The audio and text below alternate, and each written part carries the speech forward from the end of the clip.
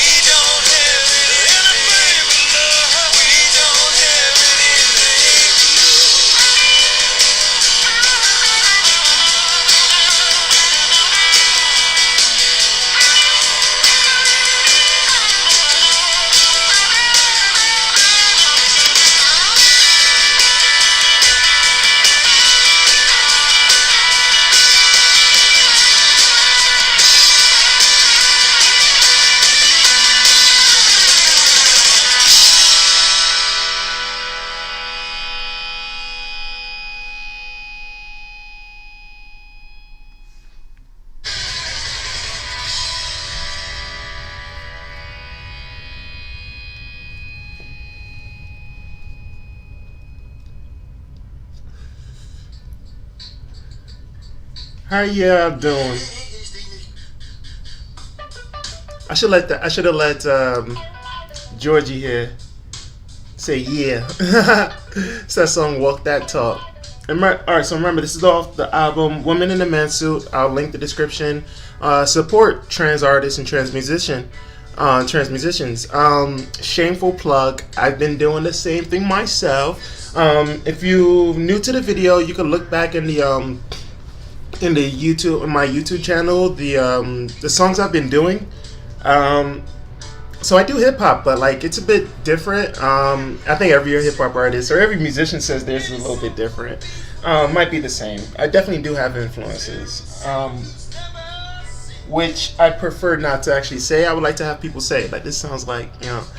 So I've been doing that recently, and like, I've been doing music for like a while, off and on, but not in like this, you know. Like I had a goal for 2018 that I was going to create a SoundCloud and finally put my music out there, and I've been hesitating because I wanted to put the music out as myself, not as Dead Name, and I didn't know how that would look like. A transgender artist, transgender musicians, but I didn't know how I would come across or even market myself, because it is a business as a transgender musician, and that was one of the difficulties that I had to overcome. So like I had that goal at the beginning of 2018. It is now March 2019, and I finally did. So I released like about, I think, 5 songs finally.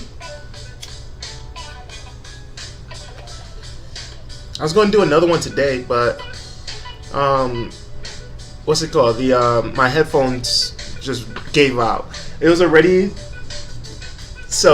surviving on like one piece, because I ride my bike a lot. So one of the issues is that it's always getting tangled up in the bike spokes. If you're trans, non-binary, and you're not comfortable walking to the places you need to go, and you can, I recommend biking places you can in the gender that you represent. It's a great way to work out. It'll get you where you need to go. When I wasn't out in my neighborhood, I hopped on a bike and sped out of there as fastly as I can, hoping not to run into anybody. And if people saw me, I don't know if they recognize me, because most people won't expect to see the way you look, and that like the way they'll look at you is going to be different. So you might see someone, if you see someone that you recognize or something, don't panic. They might not even recognize it's you, and they might not even they might not even acknowledge you, depending on their feelings on a trans community, if you're not passable or not, or anything like that. And if you are, shoot, they might find you attractive. So that's just the key of it. Like, so I recommend getting a bike. It got me through to the city, got me across bridges, like getting into shape, like it got me my places where I need to go. I go to a club, I ride my bike until I was comfortable riding the train, which we talked about not the last video, but a couple of videos ago, where it was my first time not being on a train, actually being on a train, but being on a train in daylight. I used to never ride the train while in femme, and then that time I did it after watching the movie, plug again, Myra Breckenridge, recommended, from 1970s, starring, who's this man? Rachel Welch as Myra Myron, the transgender character. So this album is great. I recommend y'all like supporting it. I think I will. In fact, I will. I've been really about like supporting, trying to support like literature, the money I can save up to compile my own library. So yeah, like hop on by and go. So I forgot what I was talking about. Yeah. So like, I was nervous about putting out music. Like, what if it's good and people ask me to perform? Would I feel comfortable performing as Martha? And even now, I'm getting more comfortable, which I credit to YouTubing, because it got me the chance to really work on my presentation. How would that be? How would I do? And then the need to create content for YouTube, for my YouTube channel, Trans Radical Rationale, I decide, I was like, all right, I might as well put this, I had some instrumentals that not that I had used from YouTube, but I didn't want to use that and then have copyright infringement for across the past channel and then my music altogether. So I went back to really trying to make my own, use the GarageBand and just piece the keys together. You see me drumming, when I started doing that, I was like, oh shoot, before I started drumming, which was only recently, in 2018, did I get the confidence to just go buy the drumsticks. The GarageBand feature of drums, I couldn't do it. It was so annoying. I could use the drum pad, but I couldn't use the drum set. Now I can drum with the drum set. So that's really helped a lot. And since then, I've just been making these beats where the instrumentals, they're not the best. I mean, I feel like the instrumentals are good. Don't get me wrong. I feel like the instrumentals are good. I wouldn't put it out if I didn't think at least some people will like it. I don't think it'll be mainstream successful, just because I don't see that that's where the genre is in any type of music that is usually really marketable. It's not pop, or maybe it is, depending how I edit it. But because there's some pop parts where it's pop feel, it's very free flowing. So I recommend y'all check it out. Not just because it's me, but because see if y'all like it. If y'all don't, y'all don't. I think some songs are cool. It's probably a trans woman, support your trans artist. And it takes things like this. So me putting myself out there, whether it's good or bad, well, preferably good. Because if it's bad, then, it doesn't really help anybody. Or maybe it does. Because, like I said, in probably the first video, I was like, oh, this is bad. But, it gets better. It gets better. And I can't see how it will. Even the song, I made from the beginning to, now, it's a little more confident. The edits are better. The edits are stronger. I know what to do a little bit more. So the more you do it, the more you practice, the more you get it. Hopefully. And unless you're insane, but isn't that the definition of insanity, that when you do something over and over again hoping to get the same result? So remember one beat I just scrapped. I was just like, ugh, get it out of here. But and then I instantly upset about it, ugh, because then it reminded me of that image of the garbage can full of wasted paper, just and it wasn't on paper, it was on digital. But shoot, so it's a radical thought, I guess. See, I like to imagine that this digital space that we inhabit now is the new landfill, and that eventually we'll find out that the web space has a limit, that there's this universe that we can't see of the internet, and that we just delete stuff, we full of spam. It really is garbage. What do they say, the majority of the internet is an iceberg. We're just if you're googling this Trans Radical Rationale, it's so far that's on just 2% of the internet. So that's just I worry what that would look like, because when we find out that, oh, okay, if you chop down the last tree, it won't grow anymore, or you keep throwing cups and spoons, things that we find disposable. If I use a spoon, I just check it right out and just get another one, drop it. It's disposable spoons, but that it pollutes the environment. So I wonder if that will happen with the internet, that we'll learn that afterwards, which is quite possible. It really is. But nonetheless, I started making music. It feels great. So once again, try to get into things that especially when you start transitioning, is because to get into things that you previously wanted to do but you couldn't because of just fear. So even music, I didn't take it really serious. Even when I got really good, really talented at it, people started telling me I was decent at it, or at least getting better. And then like I started getting passion for it. I didn't really want to take it serious because I was just like, take it serious, then you know you got to put way more energy into it and take away from other energies. And honestly, I was just like, one, I was like, how is my gender going to be represented? Even before I had the language, where I was just like, you know, like I wanted to make music, get a little notice, get some notoriety for it, and then, and then transition. So then, like, I would have the money. That was the goal, to use music to get out. But, like, I still didn't take music serious because I was just like, I'm not ready yet, like, it's not sounding like anything that I wanted to sound. But then, after transitioning, this is why I also feel that, like, transition is really, is a power, is a strength. Because, like, afterwards, maybe it could be just because experience, disclaimer. But, being able to, like, see or perceive future for becoming like a trans musician started becoming real, because I was like, okay, I like the way that if I was looking up for artists, would I search for this girl's music, talking about myself, like, would I search for her music? Maybe, because I've searched up trans musicians, and if I come across her, would I click on her?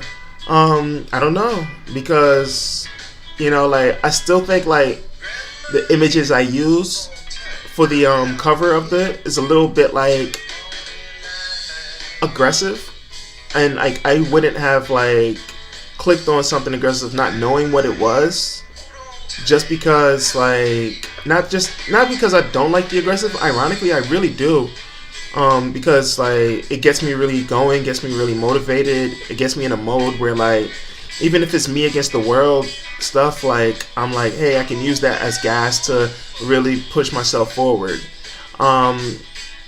But would I have clicked on it? No, because I would have been like, okay. Would I clicked on it? No, because I would have thought to myself that is this trans artist that's not really representing me, well, especially at the time when I was like, oh, it's too much femininity, I suppose, like in the album cover. Like, and I feel the album covers are really feminine. And it's a feminine representation of me, and that feels great. So, but that was just my own like biases. But like when I click on it, I'm like, oh, okay. Like, it's because the beats aren't the greatest, in terms of technique, but there's something illuminating to it, like, and like rap is not structured by 24 bars or anything. There's lyrics in it. But what makes it different is that it just free flows, and there's some structure to it. Don't get me wrong, it's not just me, but it's a lot of it. It really does have like my spoken word influences, which I really didn't want to use, because like I hate just being pushed into like the spoken word box, which is not a wrong box, but like at the end of the day, like, if you do something, you can do something for fun, but it'd be great to be able to make money at it. And I didn't see like making money at spoken word. I didn't see that route. People do. Not as much as they did before, when there was like Def Poetry Jam, and things like that. But there is a market for it. So who knows? Like, and then like if there's not, you create a market for it and do the best that you can.